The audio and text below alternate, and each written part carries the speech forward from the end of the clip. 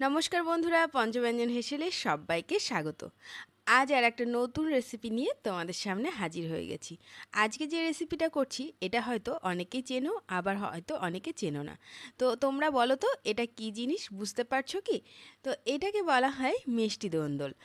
আমরা ধুন্দুল বলি, তো তোমরা কে কি বলো সেটা অবশ্যই কমেন্ট বক্সে জানিও।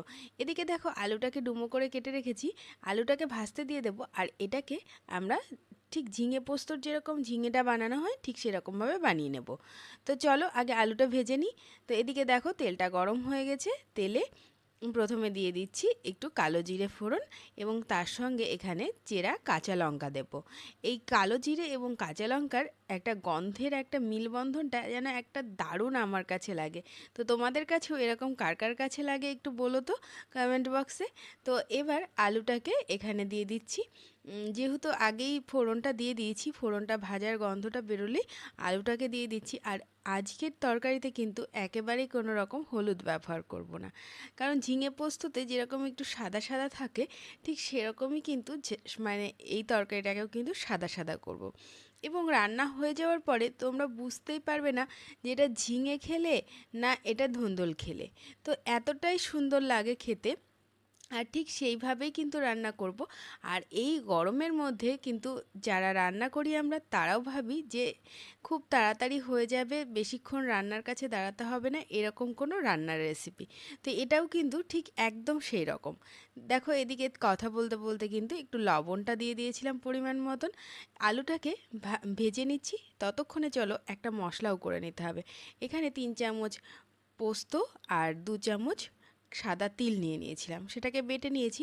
আর এদিকে দেখো এই ধুন্দুলগুলোকেও কিন্তু কেটে নিয়েছি। এদিকে মশলাও হয়ে গেছে। তো এবার চলো দেখি আলু ভাজাটা।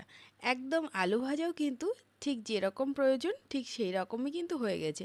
মানে অর্থাৎ 70% আলুটাকে ভাজতে হবে, তারপরে কিন্তু এই ধুন্দুলগুলোকে আমরা দিয়ে দেব। আর এই সময় কিন্তু গ্যাসের ফ্লেমটা একটু হাই করে দেবে, যতক্ষণ না আমরা ঢাকা দেব তরকারিটাকে ততক্ষণ পর্যন্ত একটু হাই ফ্লেমে থাকবে। আগে একটুখানি আমরা নাড়াচাড়া করে নিই, তারপরে এখানে দিয়ে দেব পরিমাণ মতন লবণ।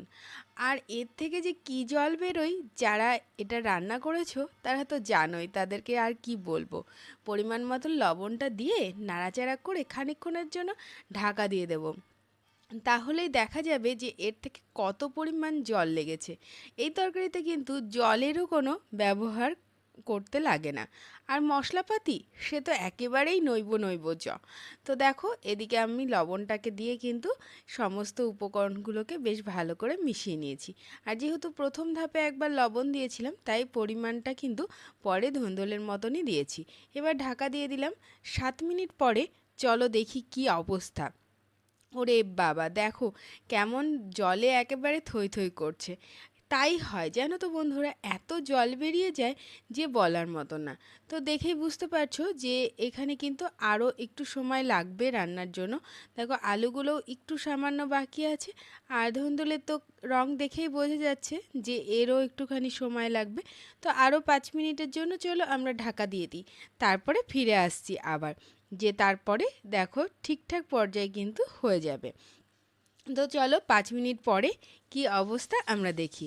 বাহ, দেখো রংটাও কিন্তু দেখে বোঝা যাচ্ছে যে ধুন্দুল কিন্তু সেদ্ধ হয়ে গেছে। আর আলু যেরকম পর্যায়ে ছিল সেটাতে কিন্তু বোঝাই যাচ্ছে যে আলুটাও সেদ্ধ হয়ে গেছে। হ্যাঁ, দেখো আলুটাও কিন্তু একদম ঠিকঠাকই হয়ে গেছে। এবার একটুখানি হাই হিটে একটু ফুটিয়ে নেব।